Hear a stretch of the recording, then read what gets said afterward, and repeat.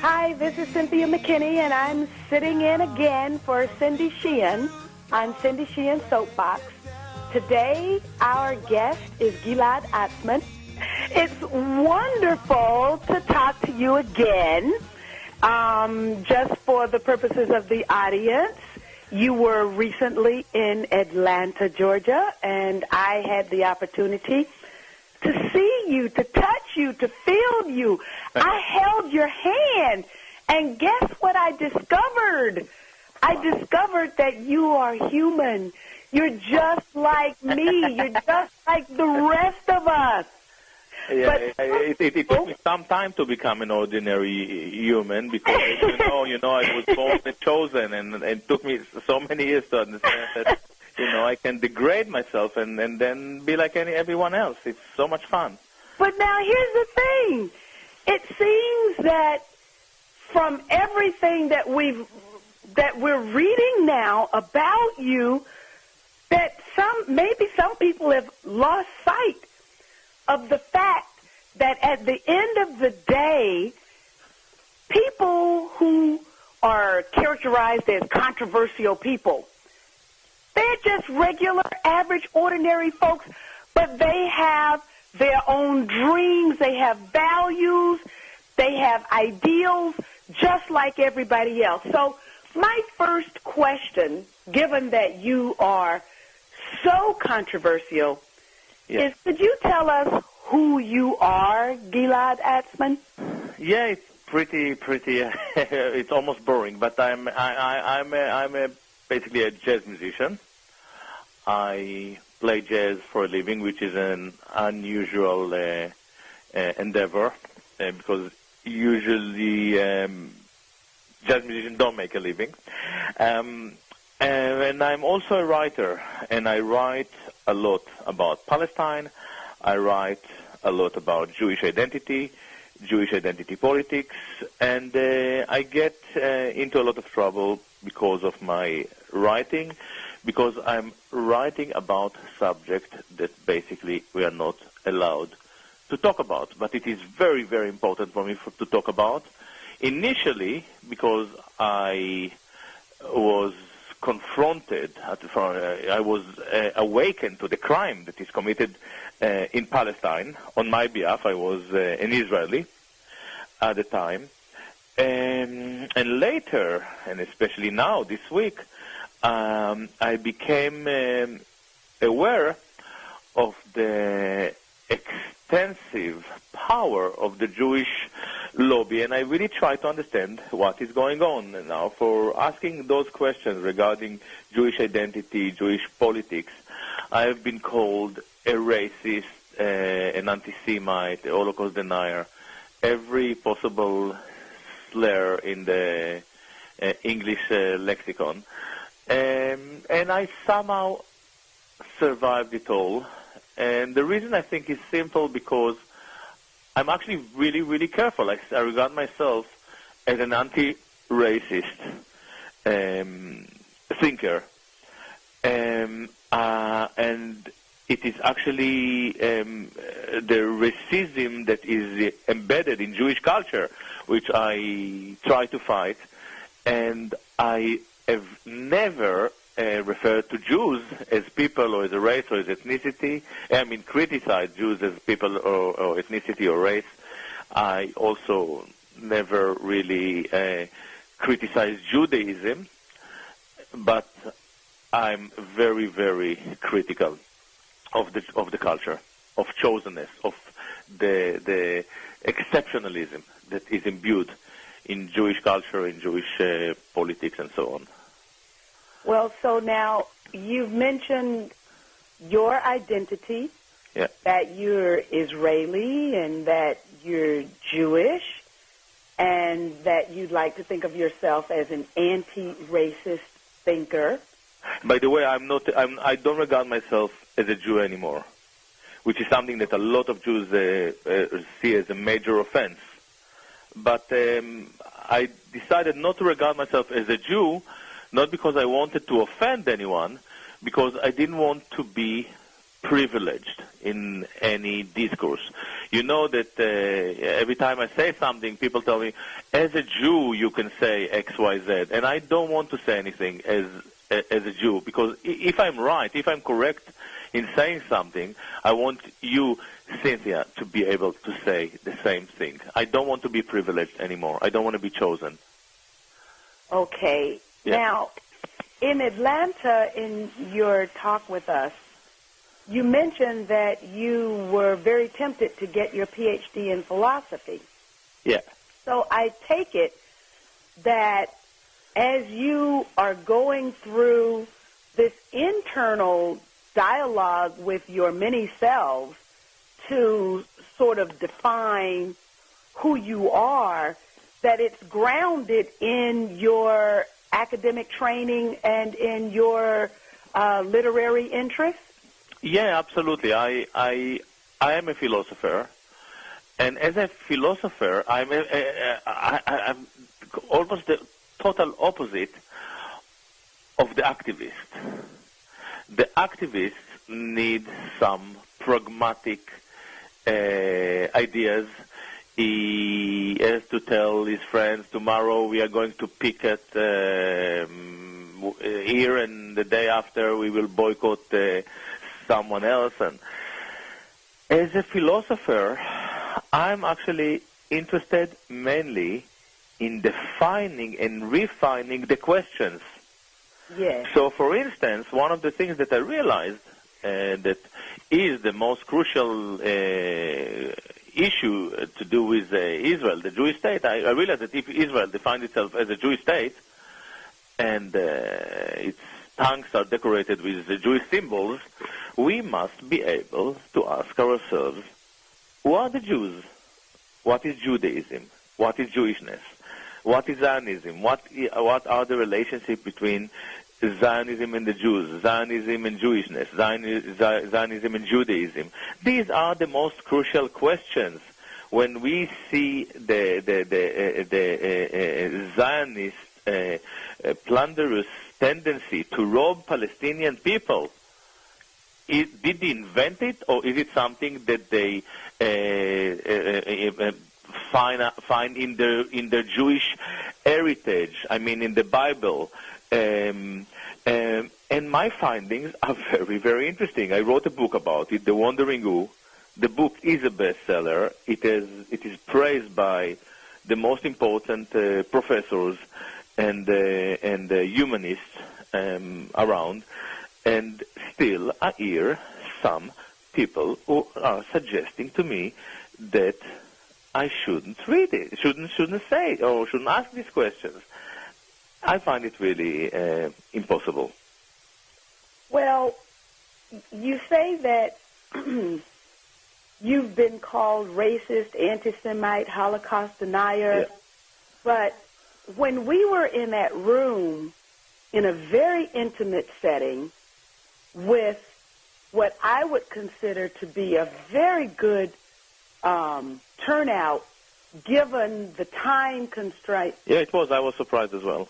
Yes, but there were Jews in the room, and Yeah. I saw them, and they were shaking their heads in agreement with you. Yeah, this is amazing because, you know, obviously a lot of Jews and quite a few Israelis. Every day I have at least one or two Israelis coming to see me because they support, they think it's very important what I'm doing. In some of the venues, in some of the talks, I was actually sharing stage with fellow Jews. Yesterday I had a wonderful evening with Rich Siegel, whom I admire. In Auckland, we were 3 Jews on stage. I was with my friend Daniel Rayner, who played piano in the night, and Dennis Bernstein, who was incredibly enlightening. So, yes, it is very clear that a lot of Jews support what I'm doing. Also, we must mention that there was not a single event where anyone was offended by something that I said or complained about any racial content, and then I come to the room in the night and I see groups of 80 Jews who insist that I should be silenced. Yesterday I saw a group of some actually interesting Palestinian intellectuals who actually took more or less the same take on the subject. It is pretty sad, and it is sad because if we really want to envisage a resolution for the conflict, we want to see peace in Palestine, we must understand what this identity is all about. We have to ask ourselves, how do we make people who regard themselves as chosen accept the notion of reconciliation and brotherhood? Now, the history of the Jewish people is saturated with cases of total resentment towards dissent. You know, Jesus came up with the same question, said, how do we learn to love our neighbor? He ended up nailed to the cross. Now, Spinoza was excommunicated. Marx was criticized harshly by quite a few Jews. Zionism, by the way, early Zionism was again an attempt to civilize the Jews, the diaspora Jews. That's the way they saw themselves. And they were also criticized by quite a few Jews. So my case is not very peculiar, not very unusual. However, the tragedy is that I'm a musician. I never wanted to see myself in the center of such a storm. I don't know how I ended up there, but the good thing is that I really can handle my case. So when they call me names and attribute to me some horrid titles, I can really handle it, and I will fight back. And I already published a very strong response to this astonishing slur by Ali Abunimah yesterday and a few others. Well, I'll have to read that. I haven't. The Washington Report just published it. Okay. Yeah. Because what I realize now, interestingly enough, is that apparently, so it seems, none of those people who are signed on that letter yesterday read my book. I've never heard about such a lack of integrity. And there is another question that concerns me a lot, and I wrote about it. The people who signed Ali Abunimah, for instance, I have a lot of respect to Ali Abunimah, and I think that he's misguided here, but he certainly is one of the leading advocates of one democratic state, which I also support. Mm-hmm. And if we talk about one democratic state, how dare he and his few friends are so dismissal of my right to express myself? Is not that the one democratic state supposed to be a tolerant place where people can express different ideas, or it's going to be democratic and monolithic like the Jewish state? If this is the case, maybe we don't need such a kind of democratic state. When I envisage a democratic state, I want to see a pluralist state, a state where people can adopt different ideas and have different attitudes toward different things.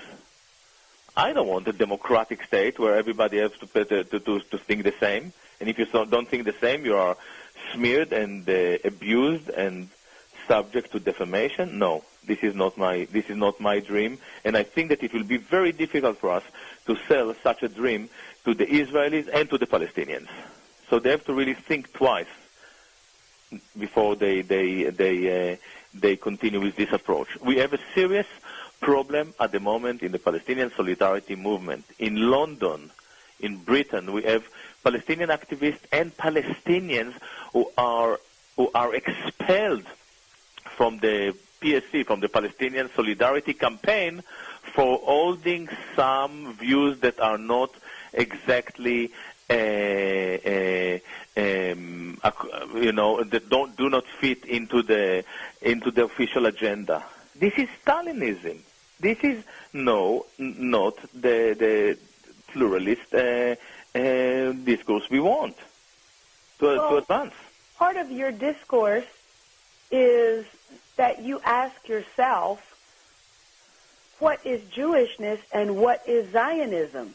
For sure. Now, I've got to make an admission to you, and that is that, in all honesty, I had the opportunity to invite Uri Avnery to Capitol Hill, which I did, and had to do wanted to do a press conference, which we had the entirety of the Unity Coalition coming together for peace. And this was Jewish Voices for Peace, Not in My Name, Women in Black. I mean, there were about 7 or 8 different organizations, Jewish organizations, that are active around the issue of peace. Mm-hmm. And I was accused by the Anti-Defamation League of associating with fringe Jewish elements on my local televisions back in Atlanta. Yeah. So now, what's wrong with you exploring for yourself, but you're doing it in a public way, what is Jewishness and what is Zionism? Don't ask me, because I obviously do it. I already made it very clear today that even if the entire Jewish people stand up against me and the entire Palestinian people join them, I don't have any plan to stop, because I believe that this identity is not just dangerous for the Palestinians, it is dangerous for the Israelis, for world Jewry, for America, and for world peace. At the moment, we see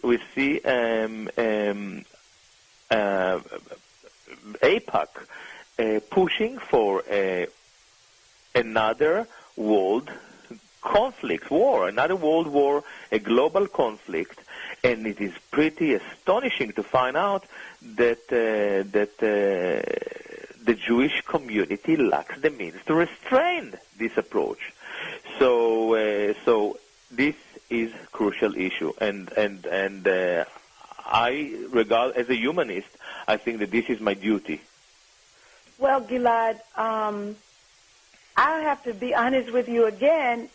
I never heard of an anti-Zionist Jew until a few years ago, when someone described himself to me as that. And I didn't know, because the idea that has been put forward is that organizations that are loosely associated with the pro-Israel lobby are the voice and representative of Jewish people. So now what I guess I'm hearing from you is that there's a difference, and you're questioning what is Zionism and what is Jewish and what is Jewish exceptionalism.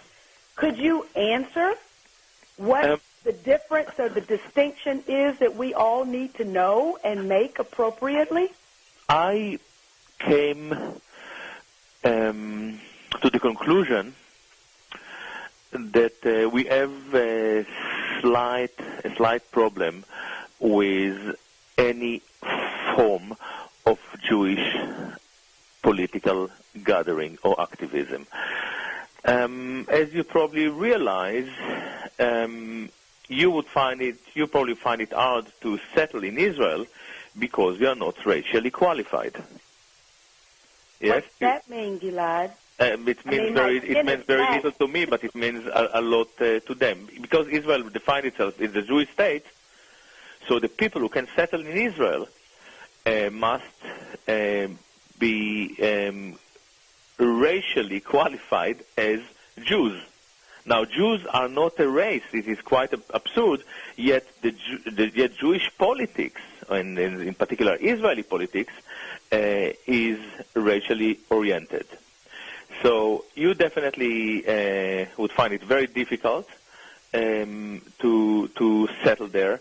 But what is more disturbing is that a Palestinian who was expelled from Palestine 63 years ago also would face the same problem. He is not qualified to live on his own land. For example, we have Ethiopian Jews whose skin is dark like mine. And as you know, the Ethiopian Jews are extremely oppressed in Israel, subject to some huge discrimination. There are a lot of incidents that they cannot even donate blood, which is astonishing. They can't donate blood now? Yeah, I read there recently that there was another problem. Yeah, they cannot donate blood. It's a scandal. But let's take it one step further. I also have a slight problem with Jewish organizations that are also racially oriented and yet claim to be anti-Zionist. So you mentioned quite a few organizations, and I don't know how rigid they are, but they also that support the Palestinians and support Israel, but they also operate as racially exclusive organizations. Now, the problem that we have with it is that at a certain stage, not necessarily, but practically, this is what happens in most of the time, they start to look into their Jewish interests. Now, my friend Naida Izat from Gaza, a great poet, said a few months ago, she said, we really want as many Jews as we can in this movement. It is the Jewish state. It's very important for us to have as many Jews as possible. But march with us, don't steer us. March with us. Yes. But don't tell us what to do. It's our cause. It's our plight. I mean, Palestinian plight. And I understand it, and I accept it, and I think that she should be listened to. And when she said it, and she never asked anyone to be boycotted, be denounced, be disavowed, or anything. We just want to create a pluralist discourse that is dominated by ethical thinking. This is the whole issue, and it's pretty simple. So I don't know if I I leave this interview with as many questions as I entered it with. This is what happened when you talk to a philosopher and saxophonist. That's right. You know, we shouldn't be afraid of questions. It's much better than having as many questions as possible rather than being convinced that we have the right answer for every situation or incident or whatever. Questions are good. One of the most touching statements that you made in your presentation was you mentioned growing up Israeli, that the Palestinians were invisible in your growing up, and you compared that to poverty, poor people in the United States, as you've done this tour and you've been to several cities. Yeah. And I'm struck by that because last night I was doing a town hall meeting in Baltimore, and there was an 18-year-old child who was homeless. And he saw the flyer on the post and decided to come to our meeting and talk about his plight. So could you explain that a little bit more? Yeah, it is very simple. You know, when I was a kid in Israel, we really didn't see the Palestinians, and when we saw them, we really didn't care much about their plight. We didn't care where they came from. We didn't see their suffering. They were there. They were serving us, and in spite of the fact that I argue that Israel is not a colonial state, we had a lot of colonialist symptoms. And when I talk about it, it sounds pretty astonishing to people, even when I talk about it in America. But then I mentioned to American people that just before I flew over, I saw a panorama film, a documentary about poor America, and I learned about 50 million Americans in deep poverty. And I'm now 3 weeks in your country, and I must admit that I don't see them. And why I don't see them? Yes. Because this society is extremely segregated.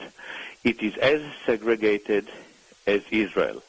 And what is the meaning of it being segregated? It means that we are protected. We don't see the poor. Our empathic feelings are not challenged like the Israelis. They don't see the Palestinians. The Palestinians are behind the wall.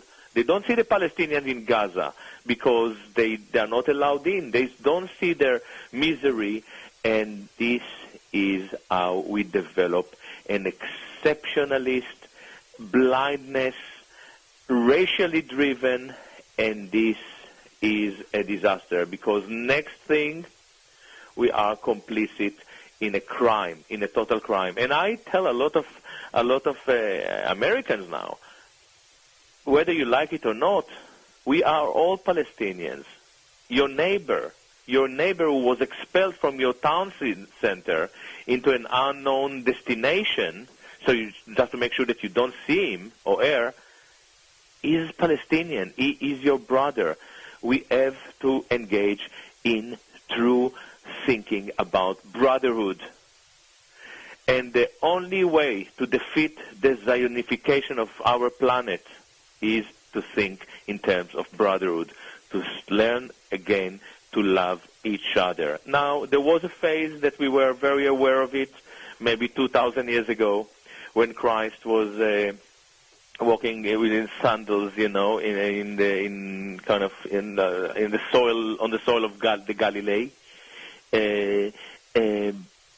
But we really need now to be reawakened to those issues. We have to learn to see the pain of the other, sometimes to close our eyes and to listen to the pain of the other. And this is our only chance to save ourselves of a pretty dreadful fate. Gilad, you have challenged us to listen to the pain of the other. And I have to say that I found your talk in Atlanta to be challenging, thought-provoking, and definitely touching. I'm so touched by the journey that you have put yourself on. I need these words, especially today, Cynthia. Thank you so much for saying it. You are very dear to me. Well, I think that feeling is mutual, and I just want to tell the audience that if they have the opportunity to visit with you, to see you, to touch you, to feel you, that they will see your ultimate humanity. They will see that you are alive and that you are thinking, and you're challenging us to think and also to care as well. Is there any final message that you would like to leave with the listeners of Cindy Sheehan's Soapbox? It's I always frightening for me to come with a final message, but the message that I try to share with your listeners, with the audience, in Atlanta, and with your listeners now, is very simple. We are too obsessed with the eye, and we are too deaf to the pain of the other. We have to learn to really to close our eyes. We have to learn to close our eyes, not to think about a car, iPad, iMac. We have to learn to think ethically, and we can only think ethically when our eyes are shut. When we close our eyes, any idea of attacking Iran and introducing pain to millions of people sounds so sick. And we have to stop the people who try to push us into such a conflict. One thing that doesn't sound sick is your mean saxophone. So I want to thank you, Gilad, for coming on Cindy Sheehan's Soapbox and spending this half hour with us. Thank you so much. What happened? He got shot. What's your name? What's your name? Shit. If there ever was a time, it would be now. That's all I'm saying. Well, I hope that you are about like me with as many questions as there are answers from Gilad Atzmon. He is extremely thought-provoking and challenging, and he's also controversial. But I hope that what we've learned from this is that he's also very human, and he just wants us to care about those people who are not cared about in our society today. Join us next week on Cindy Sheehan's Soapbox. English lexicon. And I somehow survived it all. And the reason I think is simple because I'm actually really, really careful. I regard myself as an anti-racist thinker. And it is actually the racism that is embedded in Jewish culture, which I try to fight. And I have never referred to Jews as people or as a race or as ethnicity. I mean, criticize Jews as people or ethnicity or race. I also never really criticized Judaism, but I'm very, very critical of the culture, of chosenness, of the exceptionalism that is imbued in Jewish culture, in Jewish politics, and so on. Well, so now you've mentioned that maybe some people have lost sight of the fact that at the end of the day, people who are characterized as controversial people, they're just regular, average, ordinary folks, but they have their own dreams, they have values, they have ideals, just like everybody else. So my first question, given that you are so controversial, is could you tell us who you are, Gilad Atzmon? Yeah, it's pretty. It's almost boring, but I'm basically a jazz musician. I play jazz for a living, which is an unusual endeavor because usually jazz musicians don't make a living. And I'm also a writer, and I write a lot about Palestine. I write a lot. Hi, this is Cynthia McKinney, and I'm sitting in again for Cindy Sheehan on Cindy Sheehan's Soapbox. Today, our guest is Gilad Atzmon. It's wonderful to talk to you again. Just for the purposes of the audience, you were recently in Atlanta, Georgia, and I had the opportunity to see you, to touch you, to feel you. I held your hand, and guess what I discovered? I discovered that you are human. You're just like me. You're just like the rest of us. Yeah, But, it took me some time to become an ordinary human because, you know, I was born and chosen, and it took me so many years to understand that, I can degrade myself and then be like everyone else. It's so much fun. But now here's the thing. It seems that from everything that we're reading now about identity, that you're Israeli and that you're Jewish, and that you'd like to think of yourself as an anti-racist thinker. By the way, I don't regard myself as a Jew anymore, which is something that a lot of Jews see as a major offense. But I decided not to regard myself as a Jew, not because I wanted to offend anyone, because I didn't want to be privileged in any discourse. You know that every time I say something, people tell me, as a Jew, you can say X, Y, Z. And I don't want to say anything as a Jew, because if I'm right, if I'm correct in saying something, I want you, Cynthia, to be able to say the same thing. I don't want to be privileged anymore. I don't want to be chosen.